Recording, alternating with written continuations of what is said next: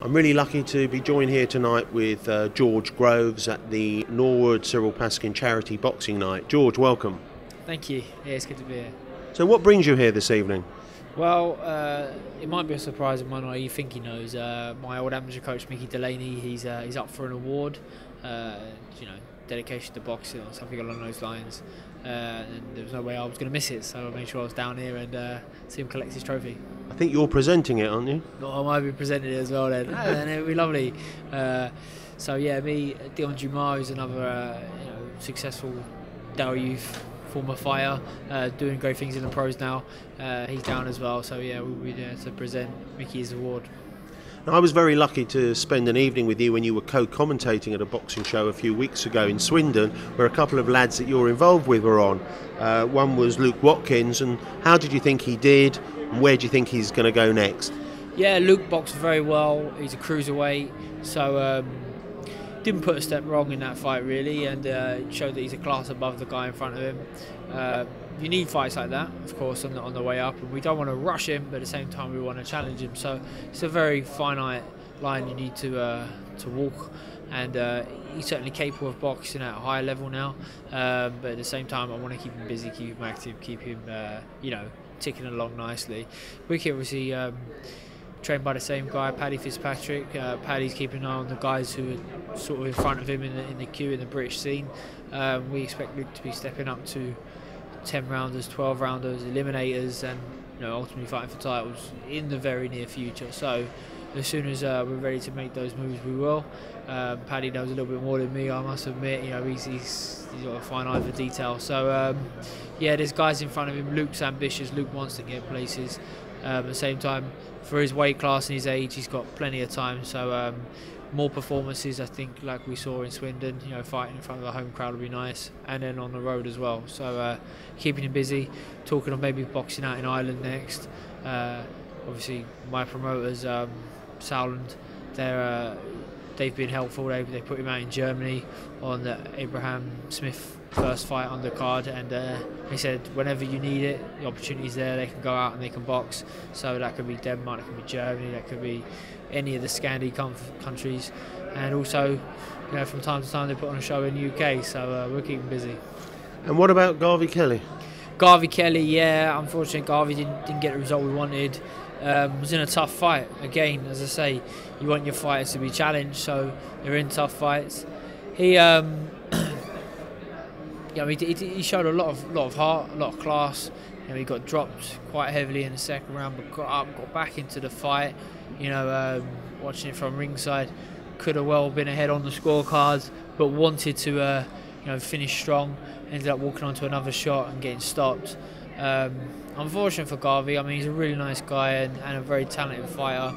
I think certainly he has the potential to go a long way in the professional ranks, and right now don't want to really beat himself up too much about that loss. You do learn along the way. You do have a lot of hiccups. Things can go wrong. I know it. It can go wrong on the biggest stage, and it's even tougher to come back from. So we'll see what he's made of now. I think also, it was a challenge. Maybe he's a southpaw he was boxing, wasn't it? And maybe that had something to do with it. Yeah, I mean the guy in front of him is southpaw. So we'd got him good southpaw sparring. Paddy had him in the gym working, and the stuff he's working on was working well.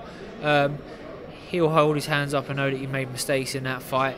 Paddy again will hold his hands up and say, there was mistakes that was made in that fight. But at the same time, it's up to Garvey now, to go on and impress. Failure isn't getting put down, it's staying down. So if he wants to be back, he wants to be a champion, which I'm sure he does, he'll come back strong. But we need to do it in the right way. So it's not about rushing him back into another fight. We can do that, but we don't need to do that. So we'll see how he's feeling, we'll see how the gym work's going, and we'll go from there. Now, you're a great boxer, but you're also involved with these boys, sort of co-managing them. What's it like being the other side of the ropes? Yeah, it's nice. I mean, it's good practice for me, in all fairness, that when I finish boxing, if there's an avenue I want to go down, it does interest me. And without trying to patronise the lads, they're grown-ups, we let them make their own decisions. But at the same time, they want to come to me and ask me something, I feel I've got a lot of experience, and there may be some things I can share and help them with. At the same time, when you're boxing well, when challenging for world titles, I do have the ability to talk to a lot of people within boxing, a lot of promoters, a lot of TV networks. So hopefully that'll help open the doors for these guys, whether it be in terms of getting them out on shows, speaking to sponsors that can help them out, giving them just my experience of putting on a show. So I'm enjoying it. I think it's good. It's good for me. I'm learning more and more about the sport, which is always important for any boxer. You can either be totally ignorant as a fighter and know nothing, or you can try and know as much as you can. There's no middle ground, so you don't want to know a little bit and then be wondering what the rest makes sense of.